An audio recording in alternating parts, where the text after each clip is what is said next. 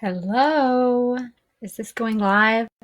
I just had to go live for Green Compass and I took a shower and I put makeup on for the first time in 3 weeks. And so I figured, why waste a good shower? Why not go live with my friends as well? And I'm going to try to repeat a little bit of what I did with Green Compass, kind of being a little bit more vulnerable tonight than I usually am. I was asked to share my testimony and my story, and I'm happy to share that with other people. And I might share a little bit more than I'm used to sharing, um, mostly because I feel passionate about helping people who might have the same illness that I do. I was diagnosed with Crohn's disease. Gosh, it was after graduate school. I was having an emergency surgery is when they actually diagnosed it, but my symptoms started when I was in high school, probably when I was a junior, and it just started as discomfort and ulcers, and I need to take an acid type of pain, and then it progressed to I couldn't swallow water. I was vomiting water because my stomach was swollen shut, and so I had two surgeries before I was married, and they were pretty big surgeries where they put a new hole in my stomach and rerouted everything. And really, in hindsight, it was just a temporary fix because my disease was inflammatory. And so I kept having the same problems again, and I kept swelling shut again. So, kind of my mountaintop experience after I progressively got worse after each of my children. I would do great when I was pregnant, but then after each pregnancy, I would get progressively worse with my illness to the point where I went to Mayo Clinic, and I went to so many doctors trying to hear what I wanted to hear, but ultimately they all recommended that I needed to have my stomach removed. And so 4 years ago, I had my stomach removed. They left 10% of my stomach because my illness was all in my stomach, which is very rare, which is why it made it so difficult to treat. When I had my stomach removed, I was in the hospital for 2 weeks. I stayed longer than they expected. They discharged me from the hospital with elevated white blood count. I had fevers. They couldn't figure out why, but they still sent me home, which is problem number one. And then I went home with home health. I had a home health nurse that was coming every day to pack my wound, and ended up going to twice a day. She was coming to my house morning and night because my wound was not healing, and she was cleaning it. And I was open from sternum to several inches below my belly button, and my doctor wasn't really responding to her concerns. And so she sent me to a wound care specialist. And that wound care specialist took one look at me and told me to go home and get a bag and to promise to be back in 2 hours. And the next day I was on the operating room table. I was completely covered up in infection. I was septic. My wound wasn't healing and it was popping open. And it was pretty yucky. It was pretty nasty. And I was in the hospital for 5 weeks the second time around. It was 2 weeks for the stomach surgery. Then I was home for 5 weeks. And I'd gotten to the point where I was driving carpool. This sounds crazy, but I was completely open, packed. And I was to the point where I'm like, I got to get going. I got to get moving. And I would drive and pick up my kids at school and run them someplace. Of course, I was tired, but I had to get back into life. And so I was near death septic, driving my car and taking my kids places. Crazy. But I was in the hospital for 5 weeks. I had 5 different surgeries, which each time was to remove infection and repair damage that had been caused in the first surgery. And I was open, like I said, the entire time. They never sewed me back up because they didn't want to sew in infection. And so I had 5 surgeries in 5 weeks.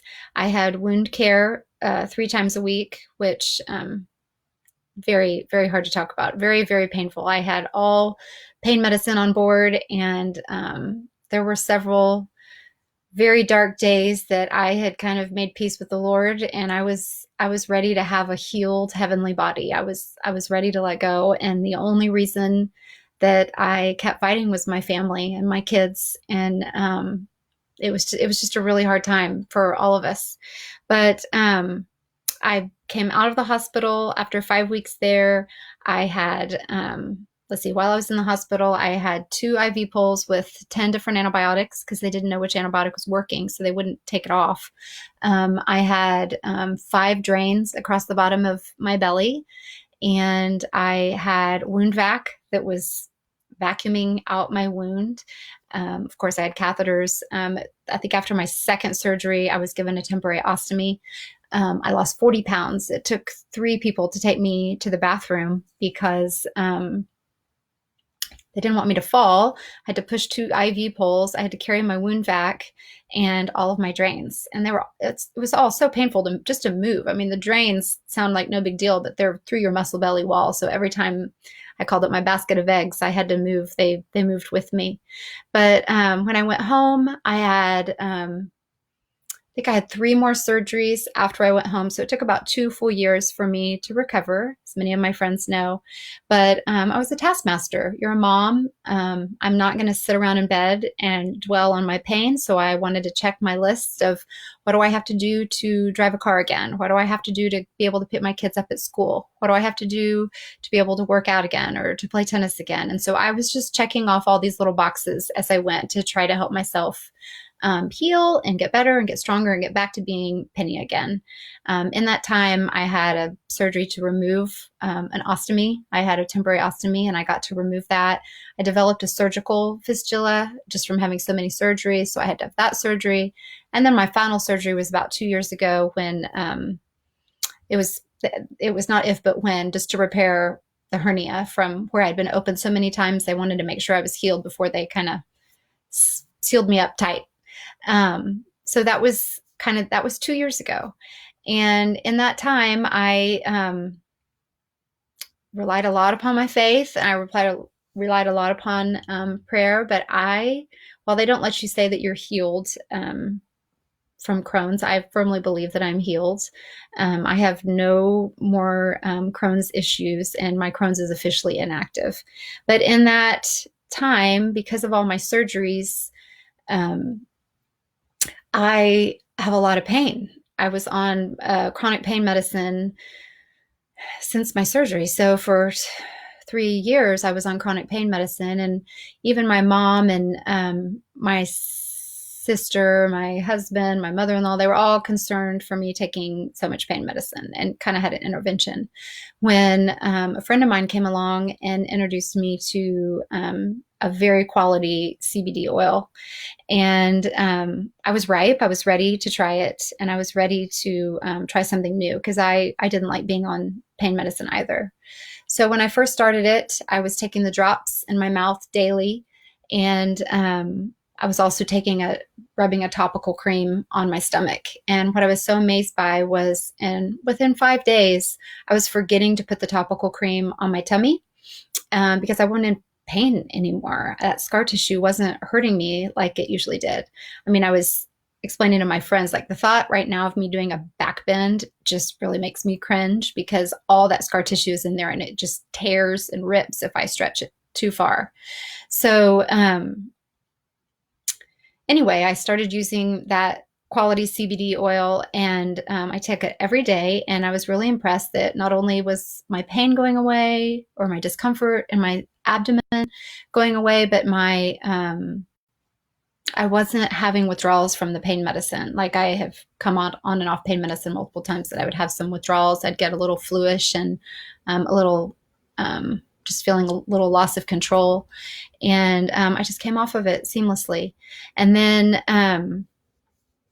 what I didn't know is that I needed further healing because I continued to take my drops every day. And at about week 5 or 6, I was playing a tennis match with some ladies, and it was a really tough competitive match. And I had previously been to the doctor because I wasn't able to play tennis back to back anymore. I was very frustrated. I knew it wasn't just my age. I thought maybe because of my stomach removal that I didn't have some of the nutrients that I needed and that I was deficient in something. And they said I was just fine. So I was just kind of living with a lot of knee pain, hip pain, muscle muscle recovery issues. And I realized in that moment when those women talked about how hard that match was and we were going to be so in so much pain the next day, that I had no pain in my body. And it wasn't a moment that I thought, oh my gosh, I've been healed. It was an, oh my gosh, it's an absence of pain. I am not in that kind of pain anymore. So it was really refreshing to me to realize that I had a solution for not only the discomfort in my stomach, but the discomfort in my joints and my muscles. And I thought that was the end of my story, but my story kept going because about 6 months ago, I think I've shared this before, but I started having some emotional issues where I'd burst into tears just sitting at the intersection in my car. It was totally irrational. I'm kind of level-headed. I'm not highly emotional. I don't have emotional swings. I was clenching my teeth so hard that I broke my molars. I had to get caps, and then I clenched so hard that the caps broke. So then I had to get a root canal, and I started feeling just this loss of control. I would just have moments where it was just very irrational. So I didn't know what was going on. So I kind of started talking to a friend of mine who was a nurse, and she said, you might have some issues with, you haven't dealt with all the stuff that you went through. When I was going through all of my surgeries and pain, I was so focused on getting better that I wasn't really dealing emotionally with what I was facing and what I had gone through. So another friend talked to me about it, and my husband, and I finally called a counselor, and I talked to the counselor about it, and very supportive, very sweet, pretty much validated all of my feelings, that I've been through a lot and that I did need to kind of, instead of avoid my feelings, confront my feelings. But she did give me medication, and I took the medication truthfully just because I wanted to compare. I'd never been on any sort of medication to manage my emotions. So I didn't know how it was going to make me feel, and I wanted to compare that to the CBD oil.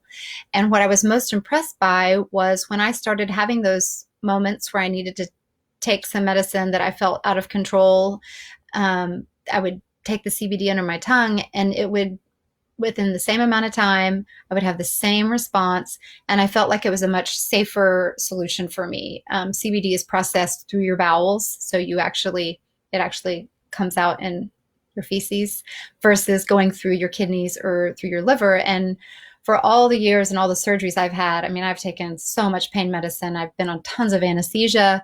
I've had so many crazy experimental meds for all my issues. I have no idea what my kidneys are going to be like when I'm 70 years old. So for me, the healthy part of that was really attractive to me. So anyway, that's kind of my story, and that's how I ended up taking CBD for my pain. I'm off all those medications now, and I feel great. I don't have the joint pain. I don't have the muscle recovery issues.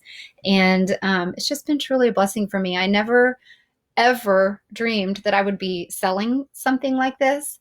But for me, it's really been a period of personal growth. I love the science. I love doing the medical research.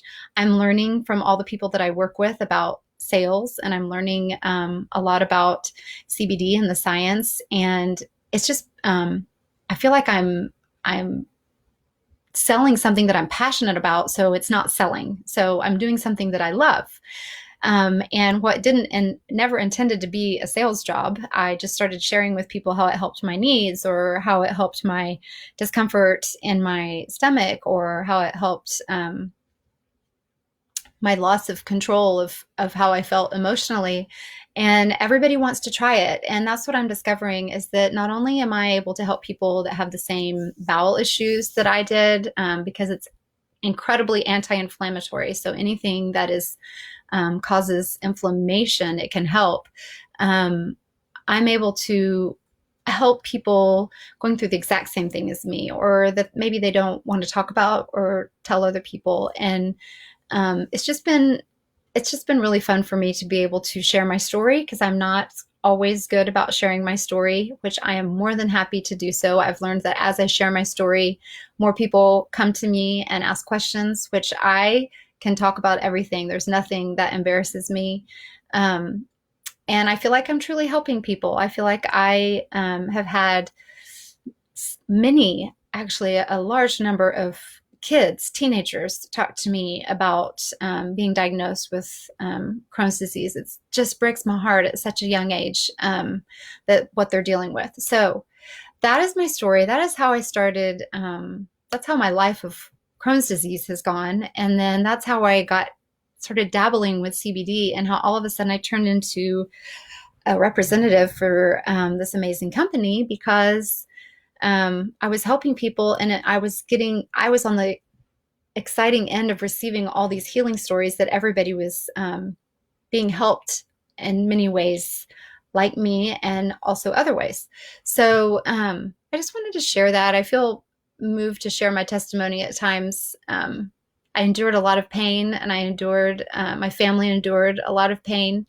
And I don't want that to be all for naught. I'd like to make sure that my experience helps someone else in their day, and someone else maybe discover a way to eliminate potential surgeries, or eliminate help with their diet. I learned a lot about changing my diet, using different homeopathic ways to help yourself feel better. I had a doctor at one time that looked me in the eyes and said I was going to be on Vicodin for the rest of my life. And I had an infant in my arms. And I said, there's no way. There's no way I'm going to be on pain medicine for the rest of my life.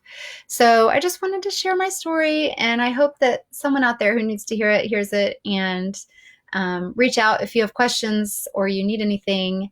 And I hope everybody is staying safe. This was our first day of homeschooling, even though I don't call it homeschooling because the teachers are doing the hard job. But we survived. 5 people under one roof. We're doing good here. I just want everybody to be safe, stay home, stay protected, take this seriously, and hopefully we'll be able to see each other in person soon. All right. I hope everybody has a great night. Bye-bye.